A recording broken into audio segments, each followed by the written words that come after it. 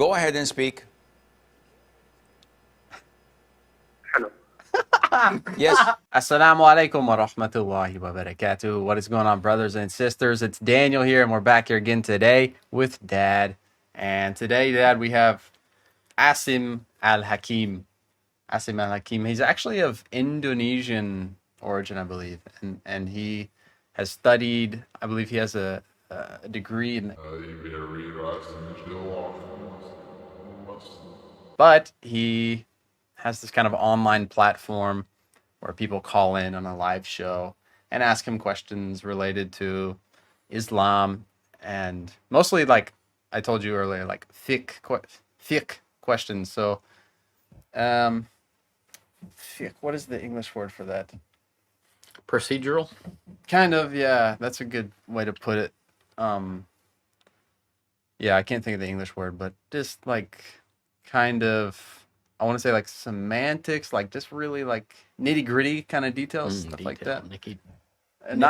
Not so much. He doesn't so much answer like theological questions or anything like that. It's just kind of like, yeah, these little details. Typically, people call in and ask, and I don't know. There's a lot of videos online of like clips of him. You know, people will clip him, so when he has a funny answer or something, they'll clip it. But he makes 10-second memes, huh? Yeah, he has a lot of like.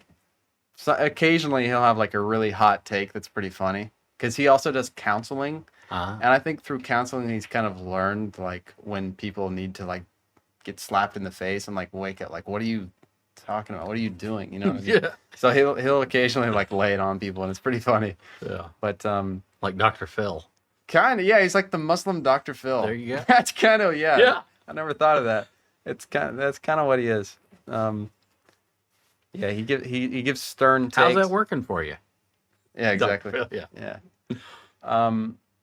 So what I have here is just his most recent live stream, and I think we just kind of skim through it, and you can kind of get a feel for, and you might learn something too. There you go. I'll say I don't agree with everything he says, you know, but for the most part, I think I do. Well, we'll see what he says this time. Let's see what he says. Let's see if we get any hot takes from Mr. Asim Al-Hakeem. بسم الله الرحمن الرحيم الحمد لله رب العالمين والصلاة والسلام على المبعوث رحمة للعالمين نبينا محمد وعلى آله وصحبه أجمعين أما بعد. Dear brothers and sisters in Islam, Assalamu alaikum wa rahmatullahi wa barakatuh, and welcome to this live episode of Ask Zad, coming to you every Sunday at 4 o'clock here in Mecca region. He's in Mecca now, so you can call in, maybe. I think it's like, yeah, it's Sunday evening for us too. Yeah, you can actually call in and ask him anything you want. Maybe you can. Yeah. As usual, we'll go straight to your questions, and our first caller is Abdul Malik from France. Assalamu alaikum, Sheikh. Assalamu wa barakatuh. My friend told me that during the domination of the Ottoman Empire, Balkan had to pay huge tax, jizya, I think the word is. So my question is, how much jizya is for the non-Muslim? I heard it's between 2.5 or 5%. Do you understand the question? No. The accent was pretty thick, huh? Yeah. So he mentioned some part of the Ottoman Empire rule. There was a jizya imposed on the non-Muslims. I think we talked about this before, where non-Muslims that live under Muslim rule pay more taxes. They pay a tax. It's called the jizya, which is like they're basically paying for services, protection, and the ability to have their religion and practice their religion and live safely within that rule. And so he's asking, what exactly is the percentage that they need to pay? Is it, okay. Yeah. 2.5, wasn't it? I don't understand your question correctly, but jizya is a form of taxation that is imposed upon those who are non-Muslims yet living on Muslims' territory and lands. And it's quite a small amount of money where they get to live, and taxation is being taken all over the world. It is, in some cases, less than the zakat that we Muslims are obliged to pay. And it's only Zakat is obligatory charity that all Muslims need to pay. mandatory upon those who are considered to be capable of working. So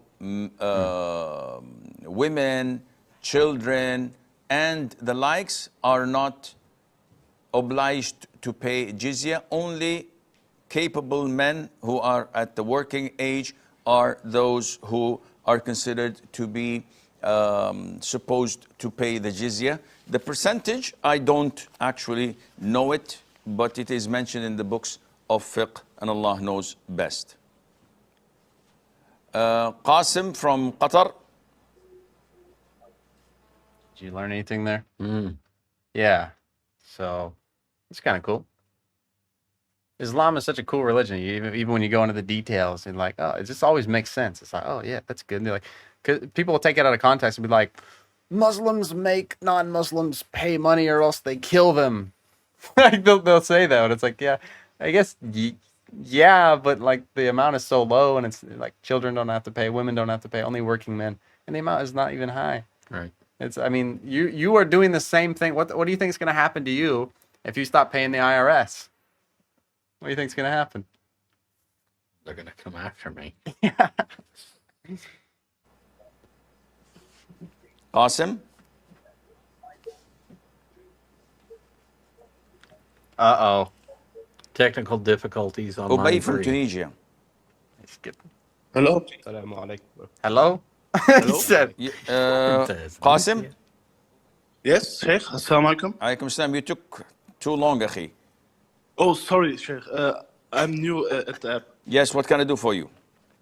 My question is, I'm born and raised in Germany, but I'm Turkish and I want to apply a German passport. Some people told me if I do that, I will be a kafir. Is that right or wrong? First of all, did you catch that? Yeah, he said that he was Turkish, but he's living in Germany and he wants to get a passport. And if he gets a German passport, will it make him? I thought it was the other way around. I thought he was born in Germany and then he wants to get a Turkish passport. I don't think he wants. Okay, that would make the question would make more sense with what you're saying because it's a non-Muslim country. Right. Okay. it is not correct that whoever opts for a nationality of a kafir country becomes a kafir. This is totally bogus and not true. However, it is not permissible for a Muslim who belongs to a Muslim country to opt for the nationality of a kafir country. So Turkey is a Muslim country. If you have their nationality, it is not permissible for you to apply for the German nationality. And alhamdulillah, nowadays, the Turkish nationality is sometimes equal, if not stronger, than the European nationality, and Allah knows best. Ubay from Tunisia. Assalamu alaikum. Alaykum salam wa rahmatullah. I'm gonna start Should finishing we my raise our sentences finger like and that. shake it in its Oh, what? And Allah. Allah knows best. And Allah knows best. Yeah. Hey, who's gonna argue? Right. Yeah, even it's like it covers your butt if you make Oh, if you make a mistake, you say at the end, God knows best. But yeah, God knows best. I may be wrong. However, place, just like we do during the shahad. When? Between the two prostrate. Hold on. Yeah. Assalamu alaikum. Alaykum salam wa rahmatullah. Should we raise our finger and shake it in its place, just like we do during the shahad? When? Between the two prostrations. Okay. He's asking, should you raise your fingers when you prostate? prostate? No. Cancer exam. Yeah, not prostate. Should we shake our finger in the prostate? No. Don't do it. Careful. You gotta clean your ears out. Whoa, that's not what he asked. Something like that. So he's asking, should we shake our finger? Supposedly there's a hadith that the Prophet, peace be upon him, used to during the tahashshud, I think that's how you say it, which is like a period of sitting in the prayer. He would point his finger and then move his finger. Sometimes we do that, but he's asking, I think he's asking, between prostrations, so we stand, bow, stand back up, and then go into prostration, head on the ground. and then you sit down, and then you're going to go into another prostration. Between that first and the second prostration, should we move our finger like we do in the tahajjud during the longer period of sitting? I've never heard. I can't wait to find out. Yeah, that's why I told you it's super. It's pretty detailed here. Extremely. Okay, I got your question. So, Brother Ubay says, should we raise and point our index finger Good question. and wiggle it and shake it in its place in tashahhud, like we do in tashahhud, but between the two prostrations? So after I rise from the first prostration, I say, Rabbi ghfirli, Rabbi ghfirli. Should I do this? The majority of scholars say, no, you should not. Some scholars, like Sheikh Ibn Uthaymeen, say it is recommended to do it like the tashahhud, but the most authentic opinion that all the evidences agree upon is that this is to be done only when you are sitting for the tashahhud, whether the first tashahhud or the last tashahhud, and Allah knows best. Ahmed from India. What I like about Sheikh Asim Al-Hakeem is his delivery is so confident. It's like he almost could say anything and you're going to believe it because he just like stone cold, man. And most scholars. Yeah. Wa alaikum assalam wa rahmatullahi wa barakatuh. So Sheikh, I have a question about my wife. I've been trying to give her dawah and making her understand that she needs to... Your line is not clear, ya Ahmed. I cannot understand what you're saying, Akhi. Yell it! Speak to the microphone and try to make it clear, ya Akhi. Yeah, am I audible now? Audible, but I'm unable to comprehend what you're saying. Is it okay now? Can you understand me? Better. Go ahead and speak. Hello. Yes. Never mind. Skip. Okay. Ibrahima from Guinea. Assalamu alaikum wa rahmatullahi wa barakatuh. Alaikum assalam wa barakatuh. May Allah bless you and reward you, Sheikh. And you as well. Sheikh, I have a question. My question is that I want to know for the people who have fallen into drugs, like whether it's weed or whatever else, like hard drugs, soft drugs, whatever it may be. We know a lot of brothers, we have a lot of brothers who have fallen into these things. I want to know about their prayer, for example. Is it the same reward as alcohol, meaning no reward at all? Can they lead the prayer once they are sober and so on and so forth? What is the ruling, the Islamic ruling? And please give a little bit of details. I want to share it like with those I can, so that maybe it will kind of steer them away from it. Jazakallahu khairan. Wa jazak. First of all, the Prophet said, alayhi salatu wassalam, whoever drinks intoxicants, wine, whiskey, booze, whatever, Allah will not accept his prayers for 40 days, 40. And not accepting the prayers means that he will not be rewarded for it as a form of punishment. Of course, he cannot skip the prayers of 40 days claiming that, okay, if I'm not going to be rewarded for it, so why would I pray? I'll leave the prayer. No, if he leaves the prayer, he becomes a kafir. So he's obliged to pray for 40 days without anticipating the reward from Allah due to his major sin, which is consumption of intoxicants. Secondly, the vast majority of scholars said that doing drugs is the same as consuming intoxicants. So if you do marijuana, hash, pot, meth, crack, heroin, cocaine, opium, whatever filth you do, which intoxicates you, this has the same ruling as intoxicants, wine or whiskey or booze and the likes. Now, can someone whom we know that consumes drugs or alcohol, but now he's sober, can he lead the prayer? The answer is, if you pray behind him, the prayer is valid, but who in his right mind would pray behind such a person? The Prophet ﷺ saw a man once while praying and leading the others, spitting in the direction of the Qibla. So while praying, he spits in the direction of the Qibla. The Prophet said, ﷺ, this person must not lead the prayer after today. For such an inappropriate behavior while in the middle of the prayer, he's not fit to lead the prayer. How is it compared to someone who consumes intoxicants, which is one of the major sins in Islam? Definitely, it's even worse. So you must not pray behind someone who you know that openly drinks and has no problem with that. But if you do, your prayer would be valid, and Allah knows best. Qasim from Turkey. Do you think he's well spoken? I think he's very well spoken. His English, his English is very good. It's on point. Yeah. Yeah, and he holds a good argument as well. Yeah. It flows. Yeah, he gives evidence. It's very logical. Very, very good. Unemotional. From Qatar, that is. Qatar. السلام عليكم ورحمة الله وبركاته. عليكم السلام ورحمة الله وبركاته.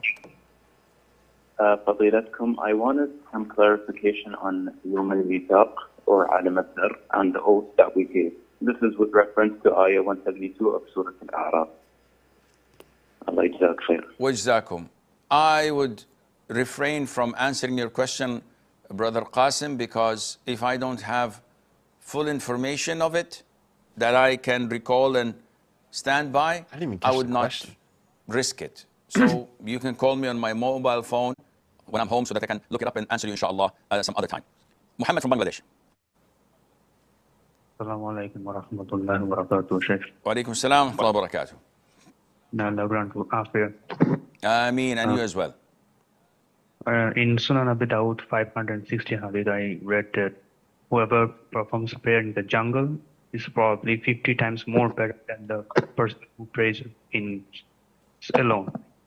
So in my city, there is a mini forest area, could say a couple of acres, and they have a forestry institute there. So if I were to happen to pray there, the condition of the hadith applied to me. Jazakallah khair. Wajazakum. I don't know the authenticity of this hadith, Brother Muhammad, but to claim that the prayer in the jungle is 50 times better than the prayer in the masjid or alone? Did you say the masjid or alone? Alone. Alone? Only alone. Yes. I have no idea of any such hadith, whether it's authentic or not. Again, please send me this hadith on my website so that I can check it out, because without knowing the authenticity, we cannot speak about it logically. If it's authentic, we have to see what the scholars commented and said about it. If it's not authentic, alhamdulillah, khalas. We have no problem in that, and Allah knows best. Ammar from the UK. Assalamu alaikum wa rahmatullahi wa barakatuh, Sheikh. Wa alaikum assalam wa rahmatullahi wa barakatuh. May Allah grant you good life and increase you in beneficial knowledge. Ameen, and you as well.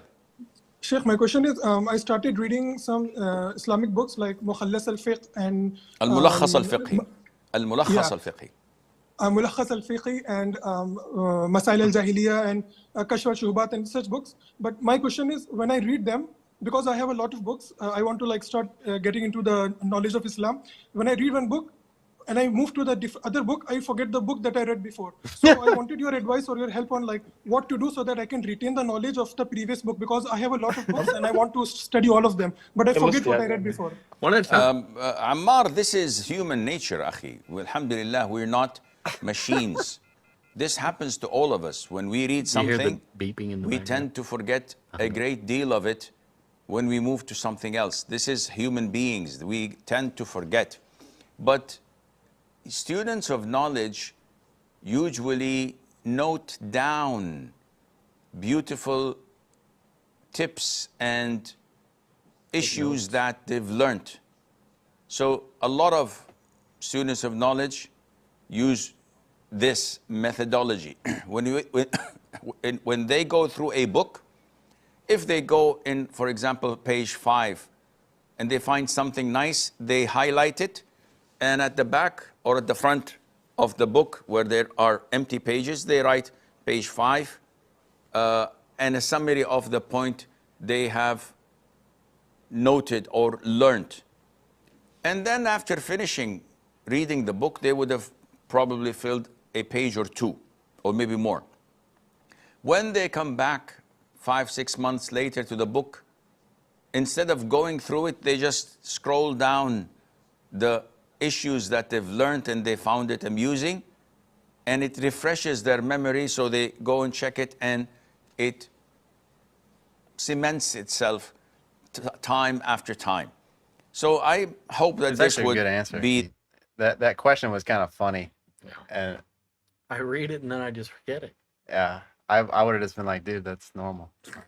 What is this question? How to study. Yeah, Sheikh, I actually Take gave some him notes and give him a good answer. The best thing for you to do from now on, inshallah. Taking notes is very important. Gulate from UK. All right, that's probably enough, eh?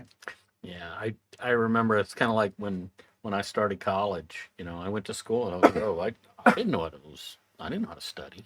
Right. And then I go to one of the hardest colleges in the state of Florida, and I'm just bombing. I'm like, why? Yeah. I'm reading everything. Well, I wasn't taking notes. Then I started writing stuff down, and Yeah, it's like when you write. it makes a big difference. When you write it, it sinks in your mind. Right.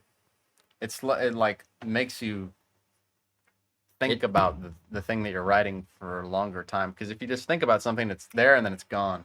But if you write it, it's like, okay, this It creates a neural link too, and man. this and that. It's like slower, so you have to like think, keep it in there for longer, I think. And then also, you have the benefit of you can go back and see it, remember it. Whereas if you try to just think back to, what did I learn? I don't remember. What do you think? What do you think about Sheikh Asim Al-Hakeem? Cool. He's cool. You like him? You're a I fan? do. Yeah, Fan club? It's Dr. Phil on Islam. Yeah, I like him too. I like watching his streams, and occasionally, like I said, when you'll find a clip, someone took a clip of a stream, and like occasionally he has really funny answers, but he's also knowledgeable, and God knows best, and Allah knows best. Yeah, he's knowledgeable, and he's very, I don't know, he just gives good answers. He doesn't like beat around the bush and like, act holier than thou. He just like gives a straight answer. Yeah, he seems like he reads a lot of what the scholars read. Yeah. Yeah, so maybe inshallah you can go home and I'll send you his channel. You can watch more of his stuff. There you go. You can learn. So I learned a lot from him. Like a lot of different stuff I learned from him. I will. Cool. All right. Sounds good. May Allah bless Sheikh Asim Al-Hakeem, and may Allah bless all of you generously for watching this video with us. And inshallah, we will see you all in the next one. Assalamu alaikum wa rahmatullahi wa barakatuh.